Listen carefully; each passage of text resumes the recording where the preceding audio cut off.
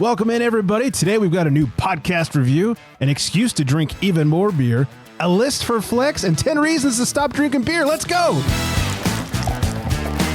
Perfect every time! Welcome in, everybody. It's the Craft Beer Republic. I am Greg, and being joined by the buffest guy in the Greater Lakes region, and that is Flex. What's up, big fella? Nah, we staying pretty cold over here in the fresh coast, baby. Oh, what is the temperature these days? It was like a low of negative 13 today or something like that. Jesus. Not even with the wind chill. And then I think it got to 3 degrees as the high. Oh my God. Last time we recorded, I had that big barrel-aged stout because it was freezing here and, boozing on a budget, all that good stuff. Today's high was 78 degrees. Yeah, that's a rough life, man. Yeah. Now, it's been windy. Today's like the first nice, not at all windy day, but still nice and warm. So it's going to cool down this week. It's going to get down into the 60s. Look out. Look out now, everybody. Might grow icicles on your beard. And these nuts. Anyways, thanks for drinking. Thanks for joining. All that good shit. Follow us on the socials at Craft Beer Republic, craftbeerrepublic.com, 80553. Beer, all of the good things. I can't wait to get into all the fun stuff. It's been a couple of weeks since we've hung out and had beers with each other, and we're both excited for our beers today. So, you know what? Without further ado. In a world where craft beer is king, a world where muscles are bigger than growlers, only one tongue can guide us. One man, one tongue, one tongue jobber. In this world, we must find out what is Flex drinking. All right, everybody. So I lucked out today. My kids head off of school, as it is currently Martin Luther King Jr. Day. That is today. So they got to accompany me to the beer store. Nice. Oh, this makes me excited. And I am drinking a beer that they picked out. It is because it is pink. The label... It is very pink. It is pink. It almost couldn't get any pinker, maybe if the can was pink. Yeah. Phase 3 Brewing Company. They were like my, first real love and heartbreak in the craft beer world. And I like to dabble into them every now and then again. So this one's Memory Loop. And I didn't read what the beer variety was.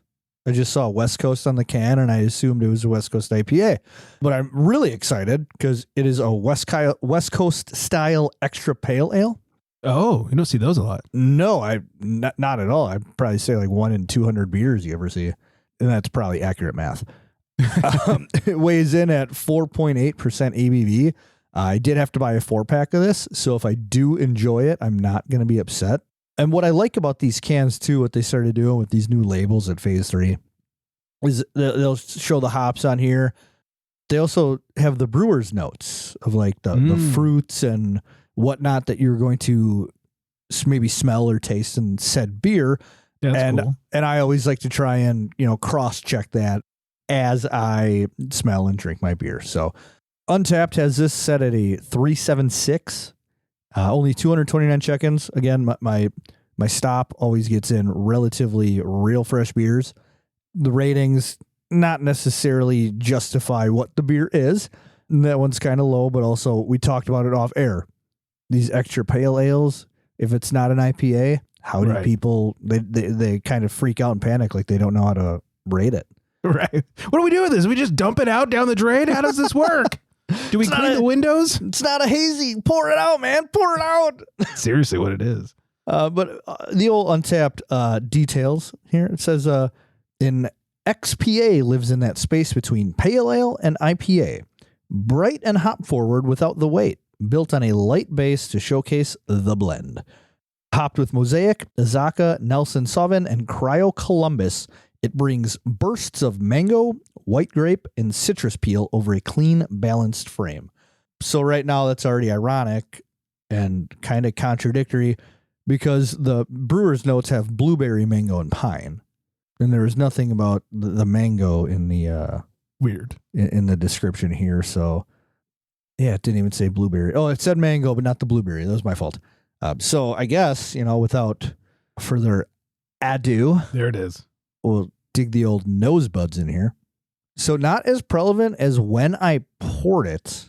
But the blueberry note, which I was very excited about, was super prominent on the fresh pour, with all this big soapy bubbles, and it was a really beautiful head. I wish you could have seen it, but it's still kind of there, still a little lacy.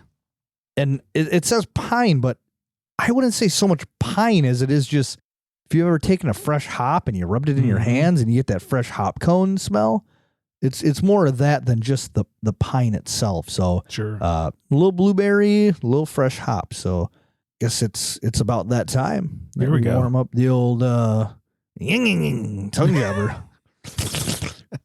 There we go. Wildly light as a 4.8% extra pale ale would be. Definite fresh blueberry. You get that pine in there, mango at the way, way, way back end, and just the tiniest hint of low end bitterness. This is an absolute crusher. I'm actually pretty psyched about this one. Kind of psyched I got 3 more cans. Yeah. It's good you're not pissed that you have 3 more cans. No, that's the worst feeling, man. Yeah. I don't know if it's just because it's January and, people slow down with the drinking and whatever they're into. Maybe that's why the single can section at my shop the last couple of weeks has been poor. I don't know. This 4-pack was $12.99. So whether I would have hated it or if I loved it, can't be mad at a $13 4-pack. Yeah, not the worst. No, so I would have been upset, wouldn't have been too upset, but I'm glad I don't have to be too upset about this one. So fantastic. Well, speaking of beer, I'm actually being texted by Not Murderer John as we speak. He's telling me that Casa Agria, which is one of my favorites out near us, I think they make the best hazies in the 805 area code. Okay. They are so good. Anyways, he was sending me their menu. He says, what's up with Casa? No IPAs on their menu. Nothing on the online shop for beer. I'm really bummed about this. So we talked a little bit about it. They recently closed their second location, so we're speculating back and forth. Are they a little cash poor? Are they trying to sell off what they have on hand? Or are they just not updating their online menu?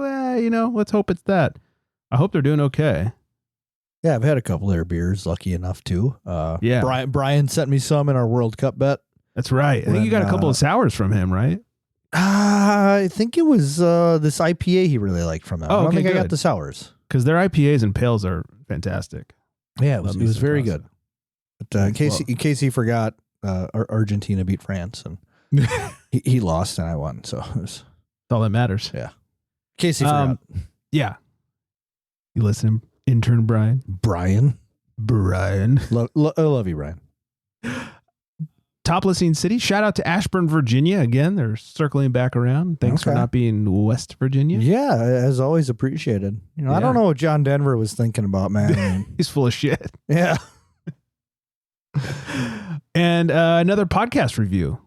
Thanks to the one, this is their name on the thing here. The one and only BHK. Okay. Is that like Break Heart Kit? I don't know. I feel like if you're going to go by an acronym, like people should know you by it. It's like when you have a personalized license plate, but you don't know what it means. Like people can't tell just by looking at it what it means. Yeah. I saw this one license plate today. It said died for you. Was he Jesus? That's what I thought. Yeah. So I pulled up to the red light and I looked in the window and it was not Jesus. Oh. So, yeah. That's disappointing. Fucking posers. We drove by one the other day. I shit you not. It was CRFBR2. And so I said to the wife, I was like, how do you read that? She goes, craft beer 2. I was like, that's how I read it. Yeah, like, that's what else I would could that be? So if it's not, then you're a fucking loser. Anyways, the one and only BHK says, great beer podcast, always funny, and you can tell how much they love the craft beer industry. Look at that. He got beer podcast and craft beer, right? Or they. I say they. I don't know who that is. Whoever BHK is. BHK. Yeah. So thank you for the podcast review. If you guys are out there, leave us a little review on Apple Podcasts or wherever else. Make sure you use beer podcast and craft beer because it's my whole little nerd experiment that I'm working. Greg's a nerd. Feed into his nerdism. Such a fucking nerd. Have you gone to any breweries lately? Oh, man. I'm still getting over the lingus. You're still pretty lingusy. I figured that was the case. It's been 6 weeks. Ooh. Still got this. 6 weeks since you drank a beer. Yeah, it was first CD I ever got, actually. Wow. Yeah, really, really solid. I'd suggest anybody listen to it. But yeah, I've been sick for about 6 weeks now, and every day I wake up, I'm just, like, maybe I'm gonna be better today, and then I just keep getting all this nasty drainage down my throat, and I got to clear my throat like an asshole every 3 minutes, and this dry cough that won't go away, and losing my breath. It's like I'm 90 years old. With emphysema. Yeah. Next thing you know, my kids are going to have to start changing my diapers, Jesus. Like 2 weeks away. Yeah. So if I haven't been at work, man, I've been laying low. That's nuts.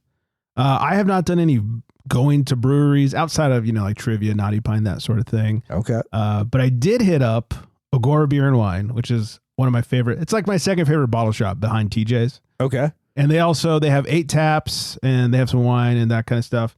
Went out there with intern Brian and Deb, the aforementioned intern Brian. Had a couple of beers. They had some Artifacts on tap, which I like me some Artifacts.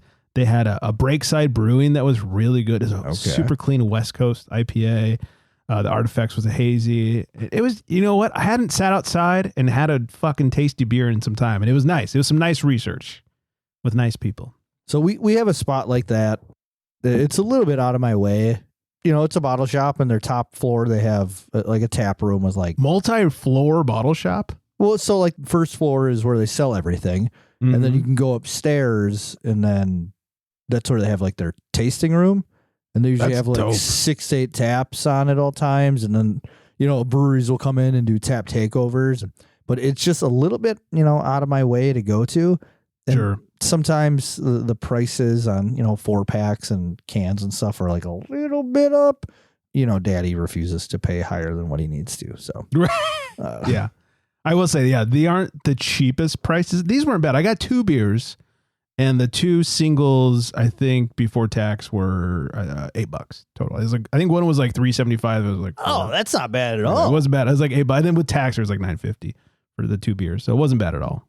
That's it. For the 2 that I brought home, I don't know how much the ones I drink. That's pretty average for me. Yeah, it's not too bad.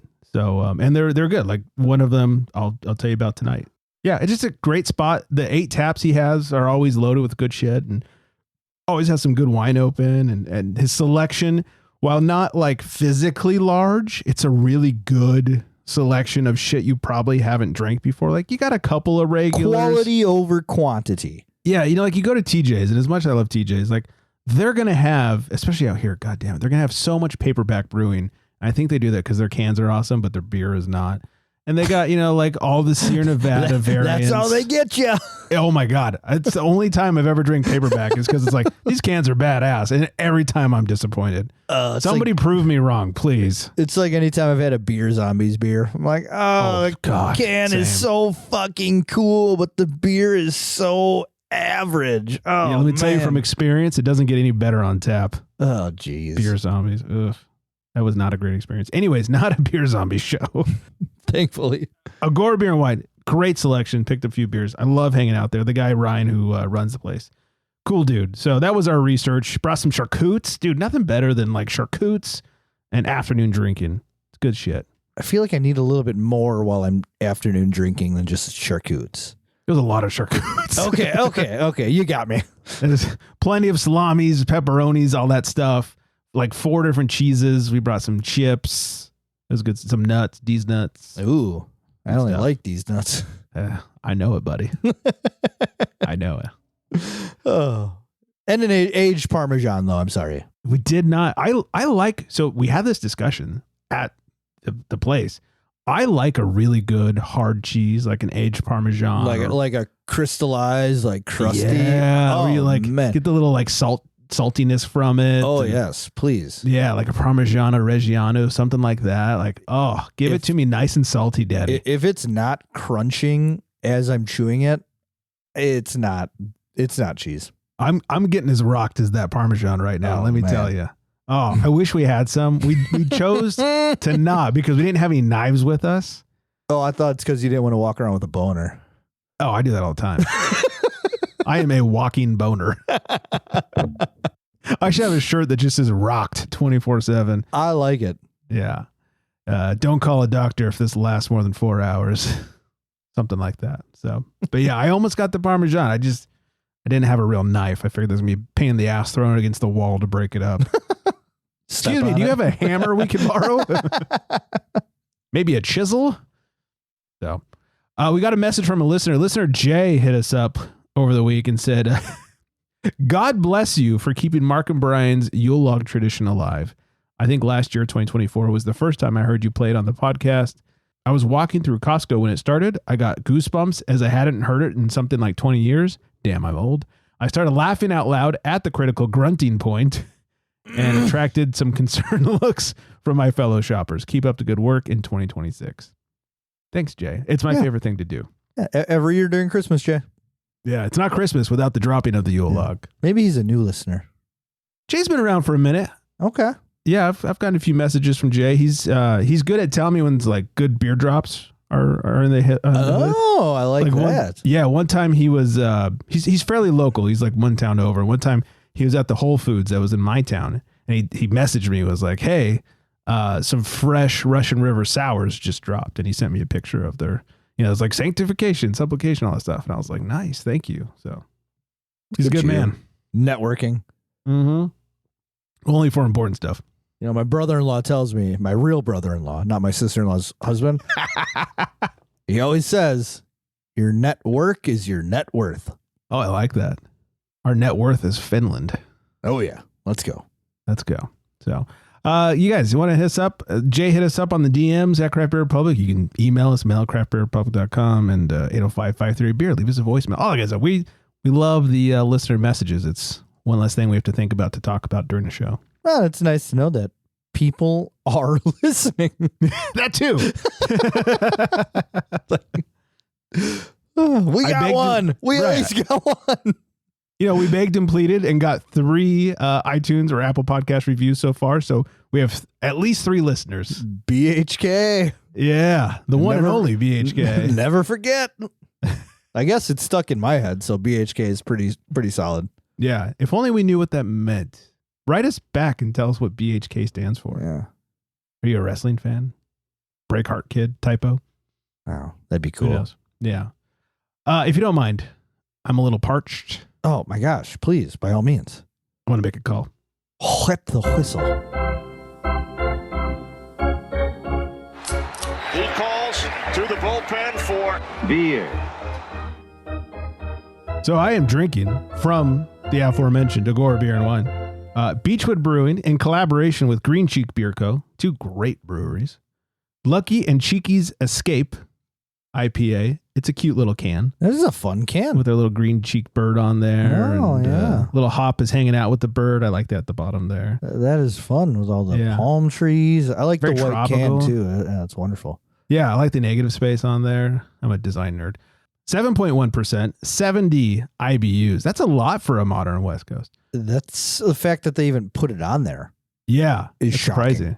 405 on Untapped with only 143 ratings. Let's see. Ooh, this must be fresh. Is there a can on date? It's about 2 weeks old. Yeah, it's pretty fresh. There's nothing wrong with that. It says Lucky and Cheeky are back together, this time on a well-earned island escape, soaking up sun and hops, bursting with tropical fruit, bright citrus, and a touch of mischief. Crafted with our pallies over at Green Cheek. And they even say malt Canadian Pilsner, hops, Mosaic Cryo, New Zealand Cascade, Ruwaka, Columbus Cryo. I don't think I've seen New Zealand Cascade before. I thought Cascade was an American varietal. It looks wonderful, by the way. Yeah, nice and clean looking, very see-through, not bready looking at all. A lot of bubbles coming up, almost Pilsner-like in appearance. Very attractive beer. Yeah.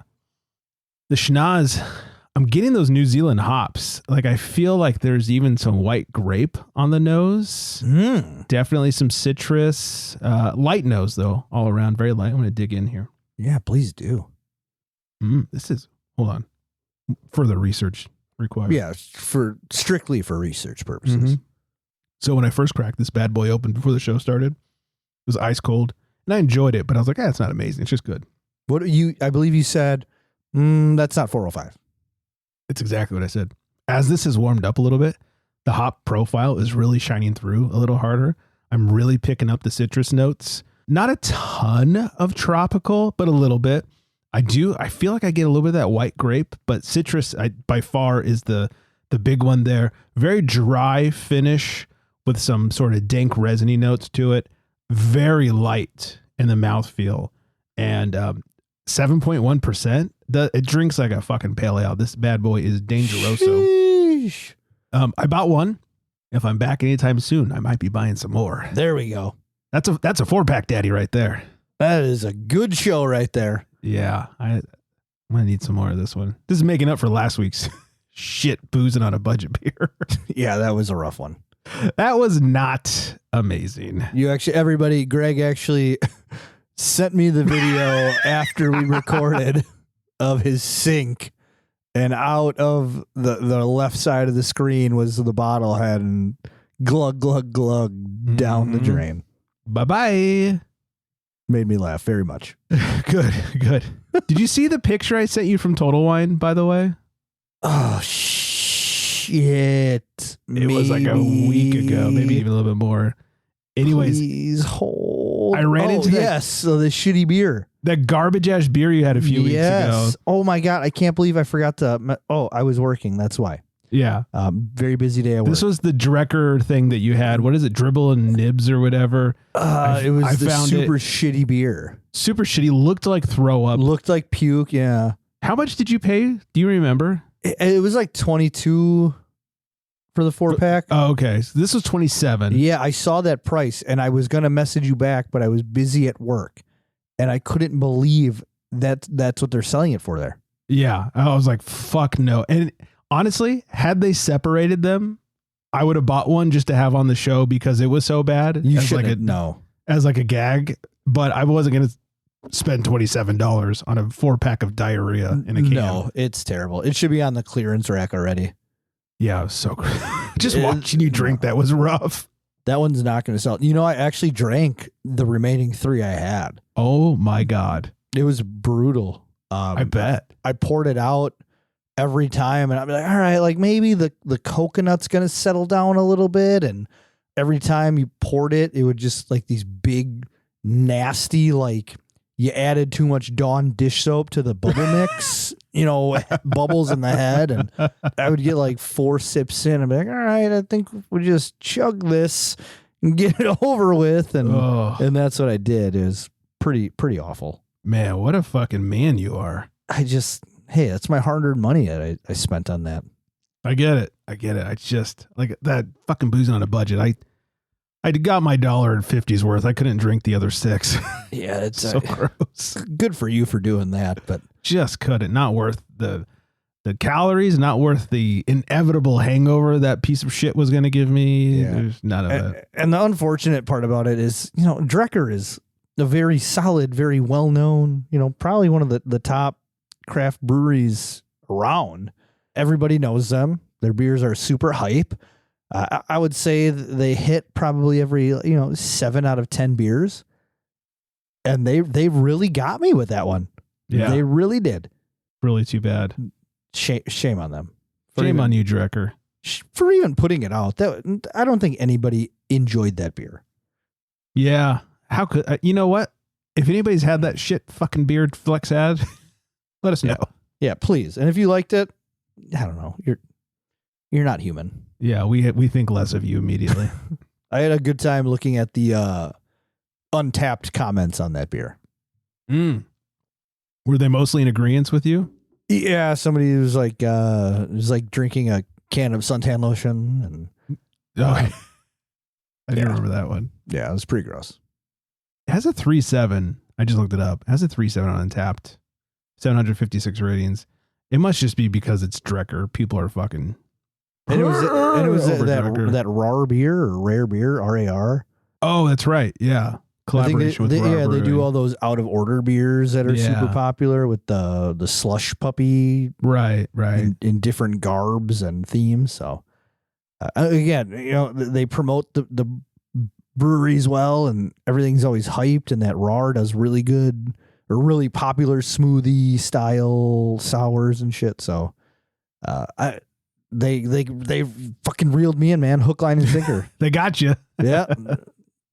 I like this review. This person says, Jennifer LeBerge. Hi, Jennifer. I love your review. I love Rar Sours, and I was so excited by the flavors and the collab with Drecker. I had to dump, all caps, dump it. Worst beer I have ever had. It was bitter with a horrible aftertaste. I have no idea how it's getting high ratings. Maybe I just have a bad batch. Nope. Jennifer, that was same batch everybody got. Yeah, unless you shop at the same bottle shop that Flex does. It's I feel the same one. People get hype brewery blinded when they rate beers sometimes. Oh, it does say that Jennifer is from the Midwest. Interesting. Her latest check-in is a phase 3. Weird. Oh, shit. Jennifer's your neighbor. There's more than 2 people in the Midwest, Greg. No, there's not. You fucking liar. That would be hilarious. All right. What did she have after the phase or before the phase 3? Mothfire Brewing. Have you heard of Mothfire Brewing? Mm-mm. Okay. Maybe she's not your neighbor. Okay. She's one of 3 people in the Midwest.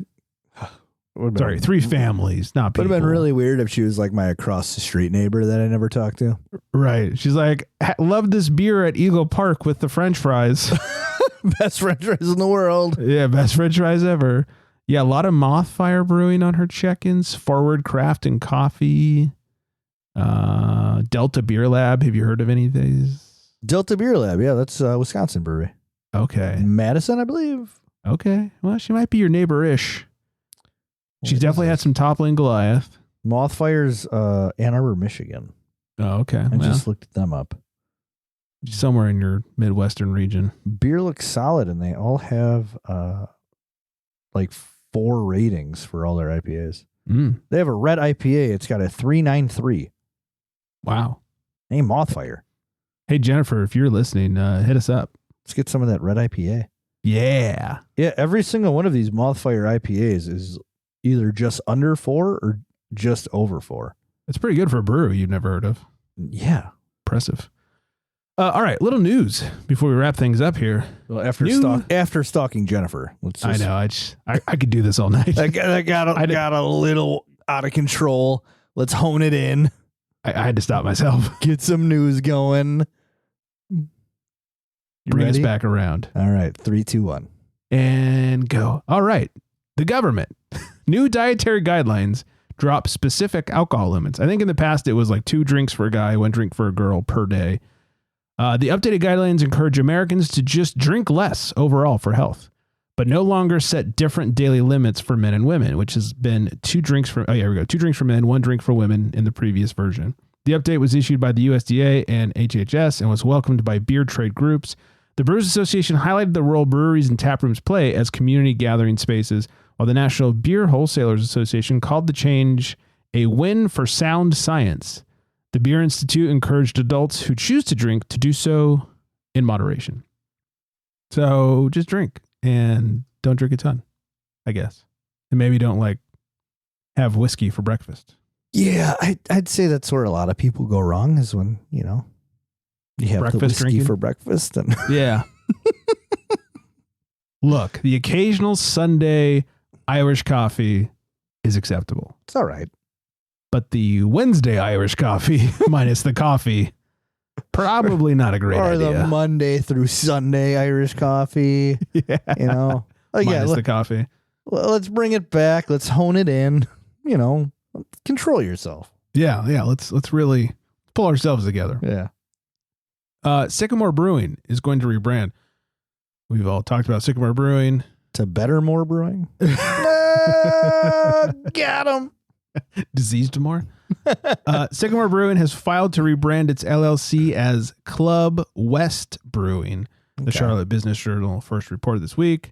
The move is the latest attempt to separate the Charlotte, North Carolina company from its co-founder, Justin Brigham, who, as we all know, was arrested last month on charges of statutory rape of a child by an adult. Guy. Yeah, super gross.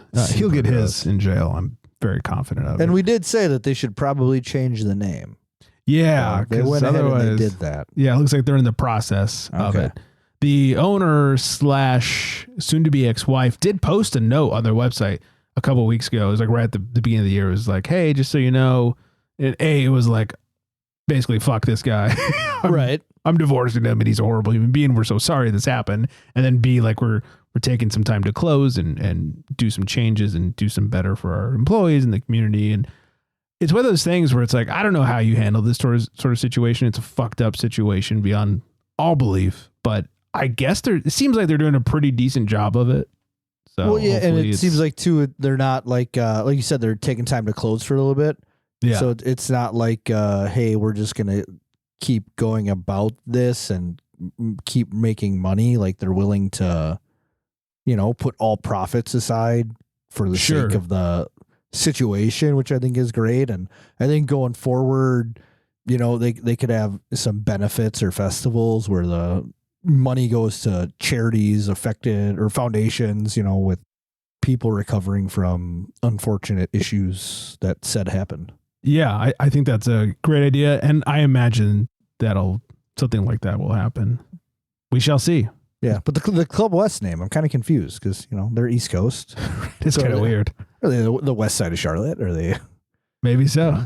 Is her maiden name West? So now it's like Club West? I don't know. That would be interesting. It'd be fun. Call it West Side. West Side?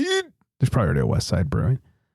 What else? Oskar Blues has closed their Colorado Springs location. Oskar Blues' Colorado Springs location permanently closed last month after more than 8 years. In a statement shared with the Gazette, can I tell you a funny Gazette story? Please. As you know, I have a bunch of family in Colorado Springs. We go out to Colorado every couple of years, and we always spend at least a few days in the Springs to see my cousins and all that stuff. And the last time we were out there, which was the summer, just this summer, we got our Airbnb, and we got an Airbnb that we could host everybody and have a big barbecue with the whole family and everything. And every time I would send the address to a different cousin or aunt and uncle or whatever, they always respond with, "Oh, over by the Gazette," in a very not positive way. Apparently, we stayed on the not so great side of town over by the Gazette. Oh. So when they all got there, I was like, look, it's a fairly nice neighborhood. There were some shady neighbors. But the Airbnb was sick. But the Airbnb itself was pretty dope. And my car was a rental, so do whatever you want to it, motherfucker. But anyways, so that's my Gazette story. In a statement shared with the Gazette, Oskar Blues assistant GM Jen Nino cited numerous reasons for the closure, including continued impact from the COVID-19 pandemic, large-scale construction projects in downtown Colorado Springs, inflationary pressures, and a cautious consumer base. She added, "Closing Oskar Blues is devastating. Our team has been the heart of this place. More than a quarter of our staff have been with us since day one, and we are leaving with heavy hearts. We are profoundly grateful to the Colorado Springs community for their support and memories that we've shared over the past 8 years." Oskar Blues still operates 2 tap rooms in Longmont, Colorado, and Brevard, North Carolina, which is they're owned by Monster, as we know. I think that's the real problem here is they're owned by Monster, and Monster ruins everything they touch. Yeah, their energy drinks aren't even good. Right. Like what they started is just trash. Right. Also, it's been 5 years, 6 years. Are we still blaming COVID for closing businesses? Is that still cool? Because I know that, 3, 4, 5, 6 years ago, very valid reason. 6 years out, you either survived the pandemic or you didn't. You can cite other reasons like rising costs, tariffs, people aren't drinking as much beer as they used to. The pandemic did shift people's habits, but to just flat out say COVID-19 pandemic is why we're closing, it feels weird to me. Maybe they look at it as, I don't know, they had a down year, like say 2020, 2021. Sure. I'm sure they did. And then maybe every year after that has just not been as successful as they were prior. Haven't quite recovered. Or their sales have been significantly decreasing each year since. Then maybe, I guess you could say, hey, maybe it was the pandemic. I guess, but maybe you just didn't do enough to bring people back into your tap room. But maybe also that. Yeah. I think that's a big thing. I feel for a lot of the breweries that are closing. It's horrible. And I don't know how we turned the whole fun beer situation around. I know New Belgium is talking about it daily.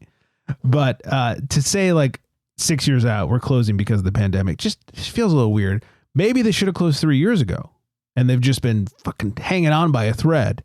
At which point I'd say it's close 3 years ago. Save your money. I would say we've all had an Oskar Blues beer. We sure have. You know, A couple decades ago. I would say I wonder, how they made it this far, but that's just me. And maybe that's being rude, but that's how I feel about their beer. But also I feel like I concur. There was a huge uproar, and we've talked about this, 2016 to like 2018. Mm-hmm. Huge uproar in craft breweries. Humongous. Yeah. Bunch of the local shop or breweries around here all established 2016.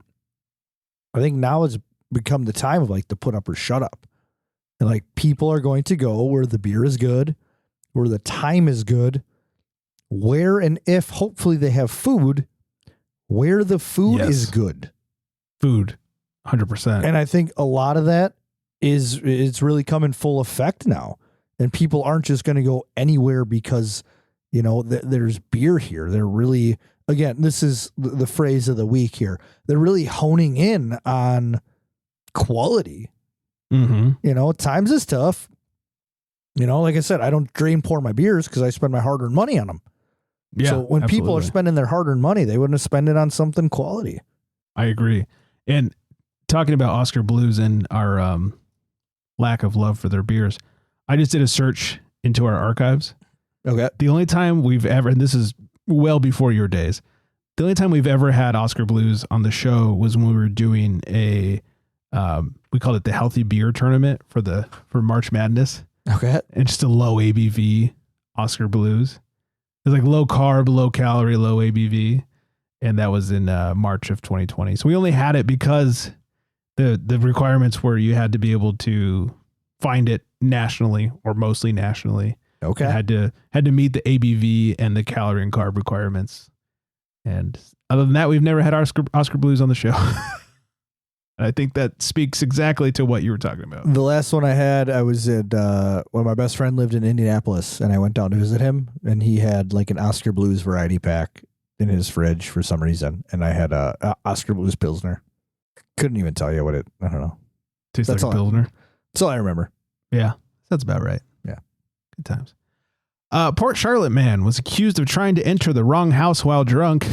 We've all been there, right? That's terrifying. That is terrifying. 23-year-old man in Port Charlotte was arrested Monday evening after he was accused of attempting to break into a neighbor's home while intoxicated, mistakenly believing it was his own house.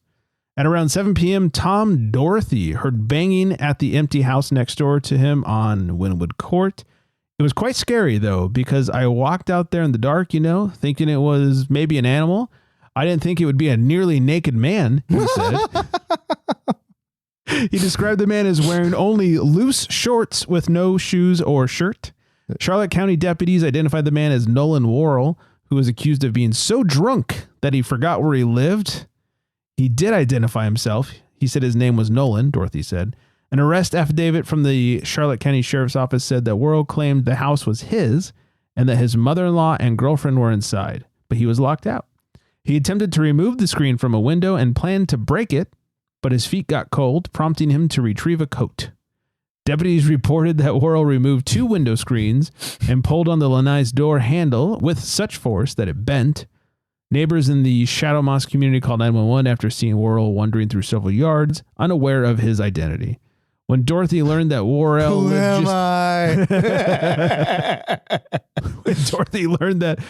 lived just a block and a half away on Rose Apple Circle, he expressed his hope that Worrell would remain on his own street next time. He was arrested and taken to the Charlotte County Jail on a misdemeanor charge of loitering and prowling. First of all, walking into somebody else's place just in loose shorts, this guy's hanging dong. Oh, yeah. 100%. Packing some heat. 100%. And second of all, have you ever done that in a parking lot, like looking for your own car, and you're just kind of nonchalant in the parking lot, and you're like pulling on a handle, and you're wondering why your car's not opening? You know what I did one time? This is in high school. I went up to, I thought it was my cousin's car, and the windows were up and they were tinted. It's the same exact car. And I went up and one window was cracked, and I just put my head up to the fucking, so all I can see was my eyes through the cracked window. And I thought it was my cousin. So I was like, hey. And so I walked up, put my fucking face on what I thought was her window. I was like, hey. And then the person inside looked at me, startled, was like, hi. And I was like, hi, I gotta go. Oh, and man. just like ran off. In a Walmart parking even lot, drunk. we had just loaded up the van. I have a white Toyota minivan. And we just loaded up the van, and I was taking the shopping cart back to the return and then walking back to the car. And there was a white Toyota van parked right next to us. And I start pulling on the car door. And then I look in the window, and there's some lady terrified in the driver's seat. And I just felt so fucking terrible.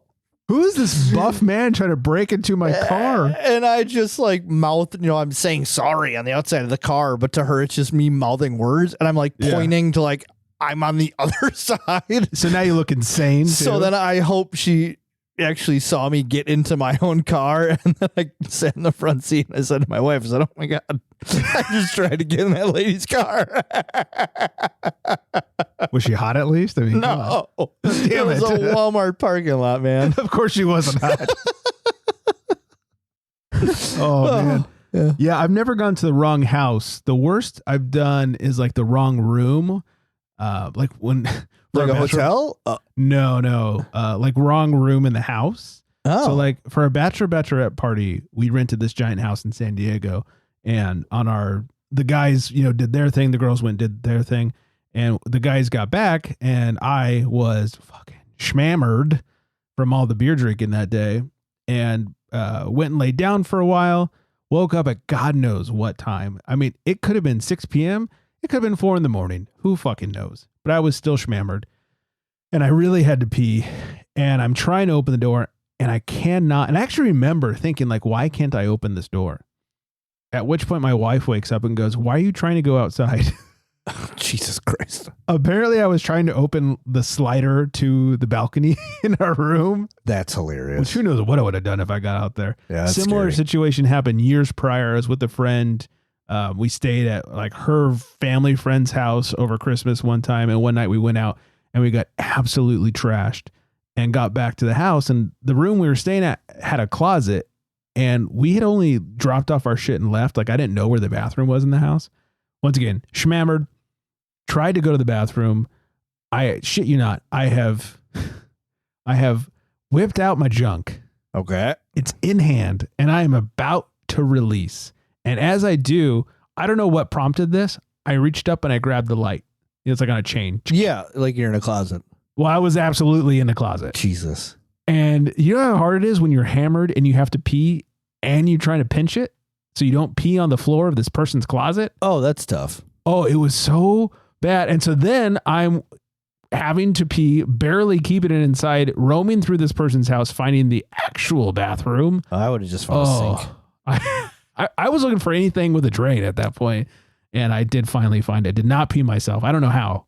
I thought I was going to piss myself. I do have the closet. I do have a good buddy who, his basement, when he lived in his parents' house, his room was in the basement, and he had a door that led into a bathroom of his own.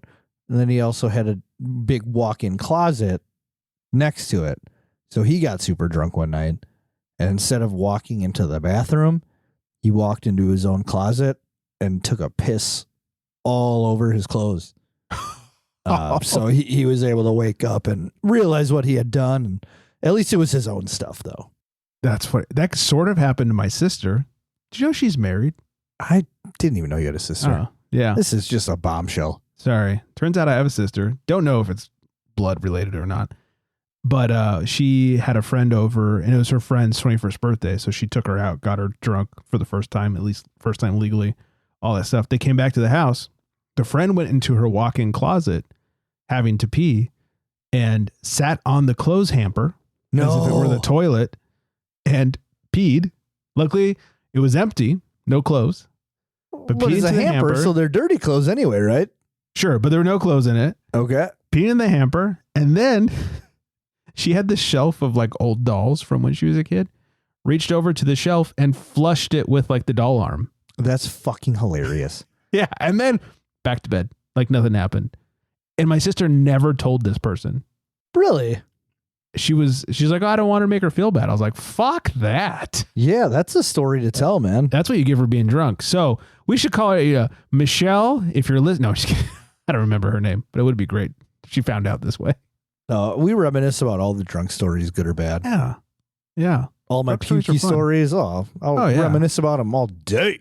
It's part of growing up. What can I say? We'll end it on this one. It's a list. Ooh, I like lists. I don't know if you'll get very mad at this one, but it is a list. Top 10 oldest bars in America that are still serving alcohol. Okay. You just can't really screw this up. Yeah. It's either factual or it's not. We'll start at number 10. The Old Ebbitt Grill in Washington, D.C. opened in 1856. The Genoa Bar in Genoa, Nevada opened in 1853. It's Nevada's oldest thirst parlor, still doing its thing.